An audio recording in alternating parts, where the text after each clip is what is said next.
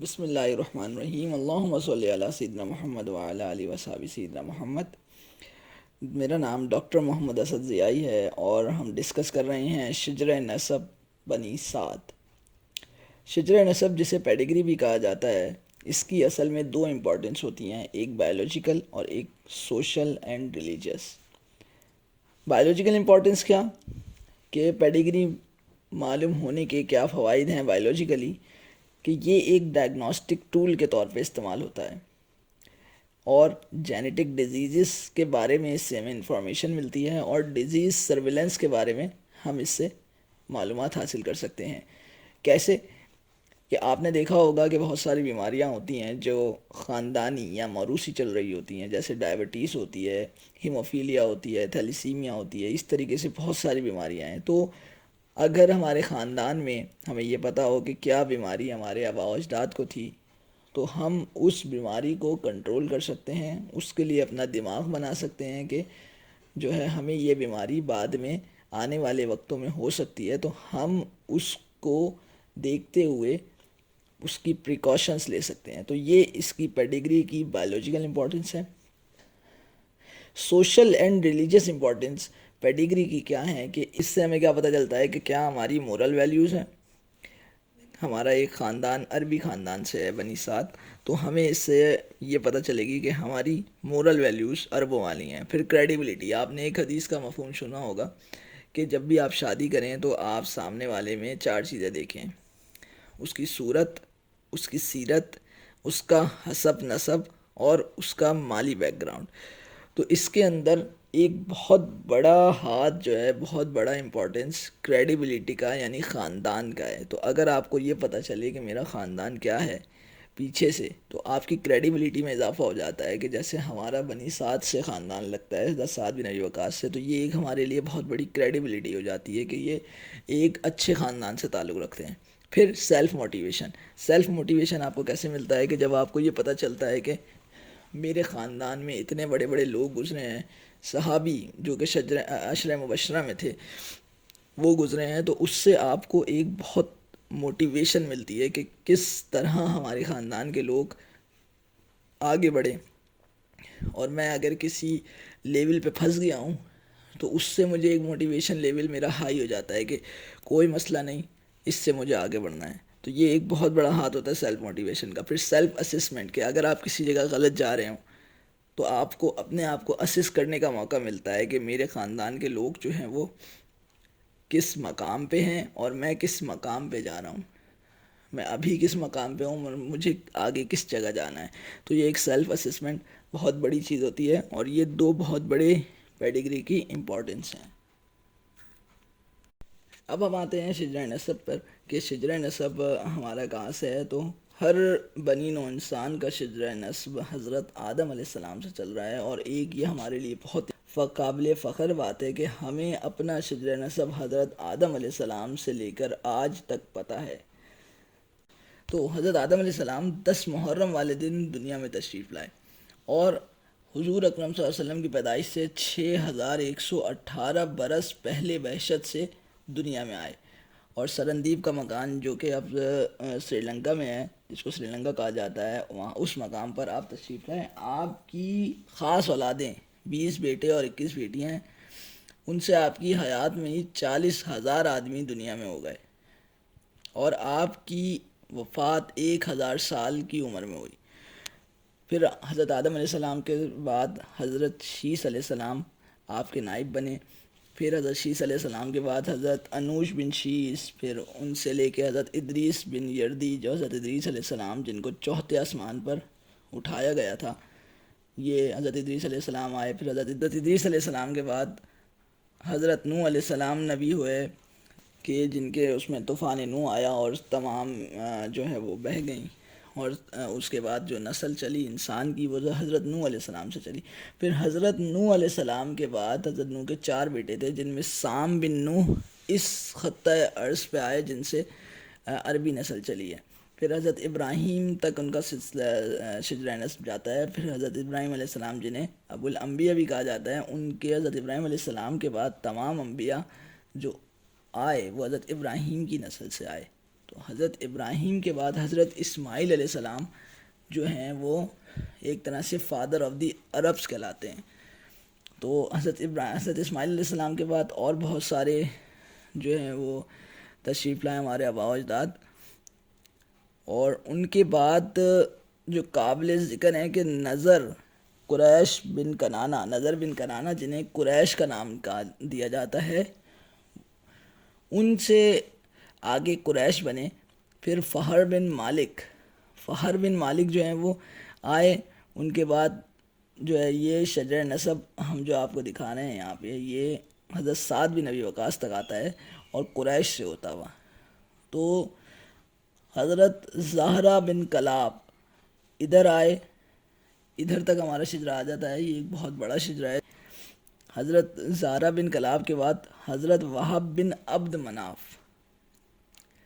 تو ہم یہاں پہ آتے ہیں کہ رسول اکرم صلی اللہ علیہ وسلم سے ہمارا نسبی تعلق کیا ہے. حضرت حضور صلی اللہ علیہ وسلم جو ہیں وہ قریش سے ہیں، سب کو پتہ ہے یہ بات. ہم بھی قریش سے ہیں، بنی سعد بھی قریش سے ہیں. تو بنو زہرہ کے قبیلے قریش کے جد اعلیٰ نضر بن کنانہ تھے،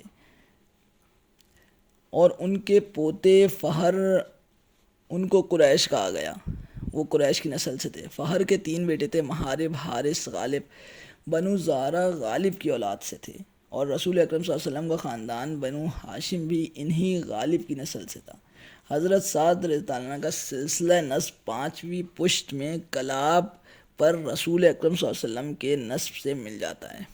یعنی یہ اگر آپ شجرہ نسب دیکھیں اگر، تو اس کے اندر آپ کو پتہ چلے گا کہ کلاب جو ہے اس پوائنٹ پہ آ کے جو ہے وہ حضرت سعد بن ابی وقاص اور آپ صلی اللہ علیہ وسلم کا شجرہ مل جاتا ہے دادا کی طرف سے. لیکن اگر نانا کی طرف سے جائیں، ہم ننیال کی طرف سے جائیں، تو حضرت آمنہ جو ہیں وہ حضرت سعد رضی اللہ عنہ کی پھوپھی لگتی ہیں، کیونکہ حضرت سعد کے والد جن کا نام مالک بن وہب ہے، وہ حضرت آمنہ کے سگے بھائی تھے.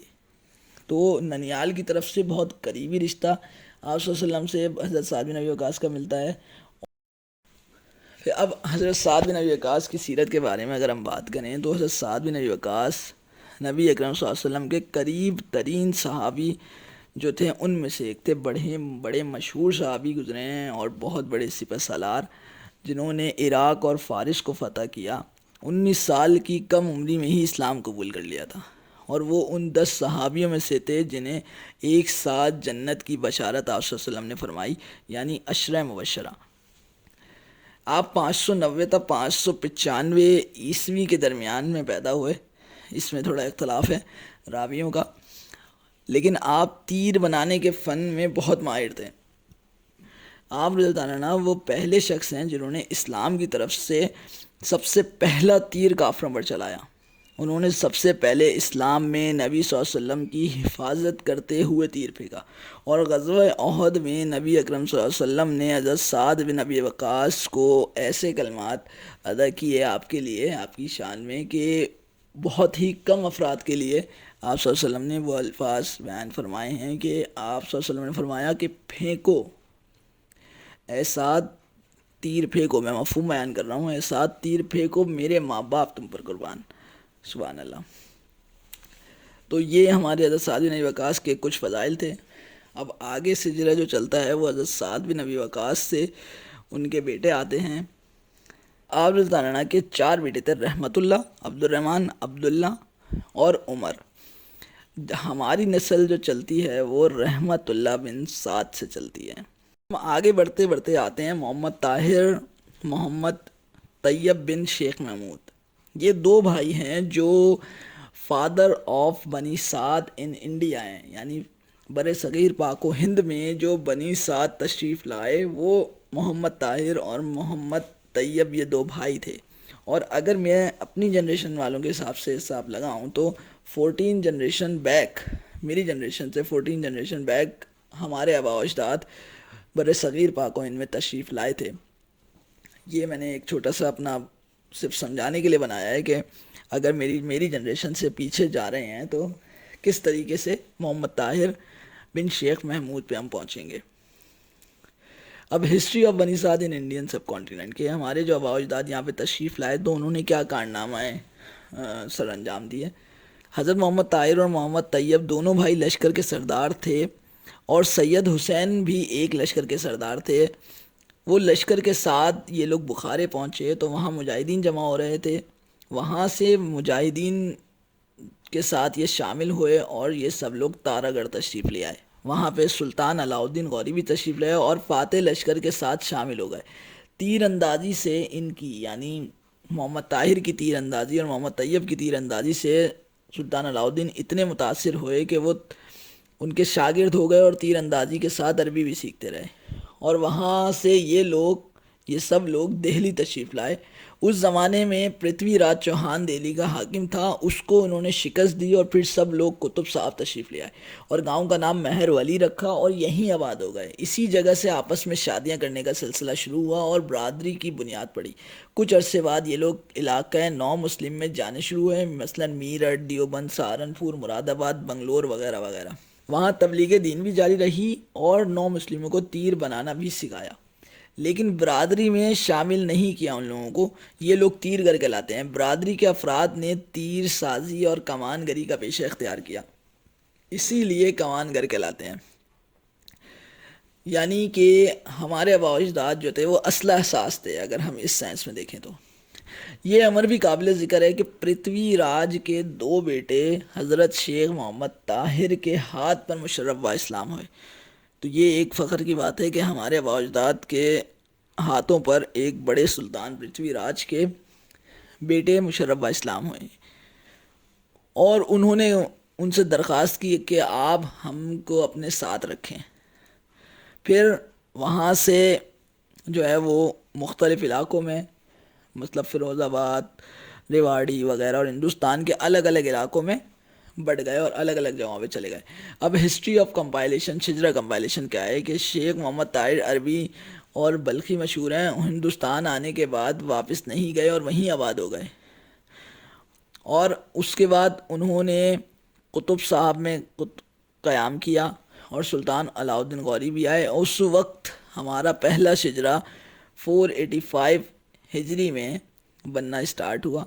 اس کے بعد دوسری مرتبہ اس کی مرتب اس کو 1140 ہجری میں کیا گیا. تیسری بار 1302 ہجری میں اس کو مرتب کیا گیا. چوتھی مرتبہ 1404 میں مقبول احمد بن محمد صدیق نے اس کو تحریر کیا، اور 5ویں مرتبہ حمید الاسلام ضیائی نے اس کو تحریر کیا 1420 ہجری یعنی سن 2000 عیسوی میں.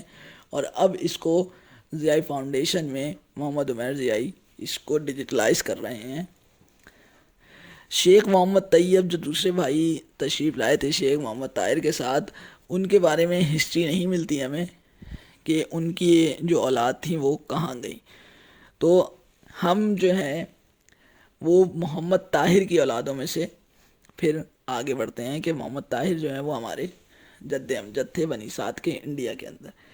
اب ابراہیم بن محمد مراد پہ چلتے چلتے ہمارا شجرہ آ جاتا ہے کہ ابراہیم بن محمد مراد جنہیں ابرام بن مراد بھی کہا جاتا ہے، ان سے آگے ان کے بہت سارے بیٹے ہوئے جن میں شاہ محمد بن ابراہیم آتے ہیں. شاہ محمد بن ابراہیم کے بھی مختلف بیٹے تھے. ان کے بیٹے تھے محمد ہاشم. محمد ہاشم کے بیٹے رحیم الدین ہوئے. رحیم الدین کے بیٹے ضیاء الدین، اور یہ وہ ضیاء الدین ہیں جنہیں فادر آف ضیائی فیملی بھی کہا جاتا ہے. یہیں سے ضیائی لفظ دریافت ہوا ہے. اور ان کے 7 بیٹے تھے: محمد صدیق، محمد احمد، ظہور الاسلام، زین الاسلام، عبدالسلام، شفیق الاسلام اور نور محمد. ادھر یہ بات واضح کرنا لازمی ہے کہ ضیائی لفظ سب سے پہلے جس شخص نے یوز کیا اپنے ساتھ ان کا نام ہے ظہور احمد ضیائی، جو کہ محمد احمد کے پوتے ہیں.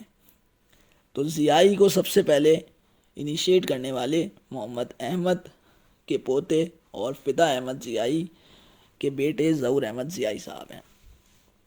یہ ایک بہت بڑی بات ہے، اور اپنی فیملی کے ساتھ جڑے رہیں اور ضیائی فاؤنڈیشن کو سپورٹ کرتے رہیں. تھینکس.